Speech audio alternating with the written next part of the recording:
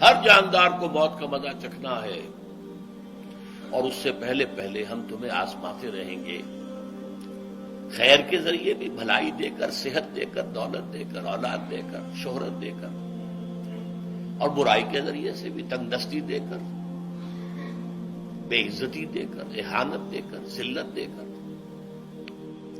وَإِلَيْنَا تُرْجَعُونَ، اور پھر ہماری طرف لوٹائے جاؤ گے۔ یہ وہ دوسری حقیقت جو میں نے کہا کہ جس پر پردہ پڑا ہوا ہے، بہت بڑا پردہ ہے۔ لوگ یہی سمجھتے ہیں کہ یہی دنیا کی زندگی ہے۔ قرآن کہتا ہے ان الدار الآخرۃ لہی الحیوان لو کانوا یعلمون، یہ تو آخرت والی زندگی ہے جو اصل زندگی ہے، کاش کہ انہیں معلوم ہوتا۔ اس سے بھی زیادہ تفصیل سے یہ آل عمران میں آئی آیت، کل نفس ذائقۃ الموت وانما توفون اجورکم یوم القیامہ، ہر جاندار کو موت کا مزہ چکھنا ہے، اور پھر تمہیں پورا پورا تمہارا اجر اور بدلہ دے دیا جائے گا قیامت کے دن۔